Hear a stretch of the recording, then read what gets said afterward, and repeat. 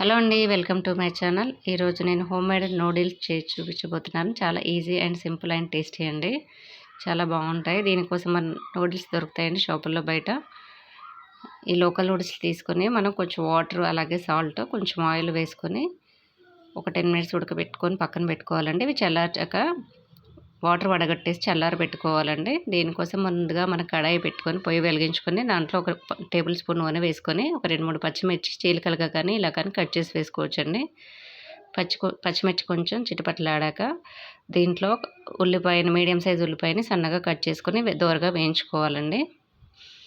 దీంట్లో నేను క్యాబేజీ ఇంకా బీన్స్ లాంటివి వేయట్లేదండి. కొంతమందికి తినకూడదు ఉంటుంది, అలాగే అవైలబుల్గా ఉండకపోవచ్చు. అందుకని నేను ఈజీగా అయ్యేలాగా ఇలా చేస్తున్నాను. ఇలా కూడా టేస్ట్ చాలా బాగుంటుంది. అలాగే కొంచెం స్ప్రింగ్ ఆనియన్ ముక్కలు కూడా వేస్తున్నాను. ఇవన్నీ మనం బాగా కలుపుకుందాము.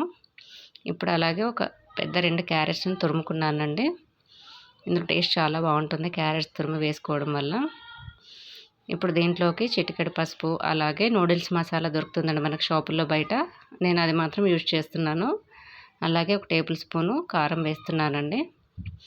అలాగే ఒక టేబుల్ స్పూన్ ఉప్పు వేసాను. మన నూడిల్స్లో కాస్త ఉడకబెట్టేటప్పుడు వేస్తాం కాబట్టి చూసుకొని వేసుకోవాలండి మన టేస్ట్కి సరిపడా. ఇప్పుడు మనం ఉడకబెట్టి పక్కన పెట్టుకున్న నూడిల్స్ చల్లారిన తర్వాత వీటిని ఇలా తీసుకుంటూ వేసుకోవాలండి. ముద్దలు ముద్దలుగా కాకుండా ఇలా తీసి వేసుకోవడం వల్ల కలుపుకునేటప్పుడు ఈజీగా ఉంటుంది. అలాగే బాగా రోస్ట్ అవుతాయి కూడా.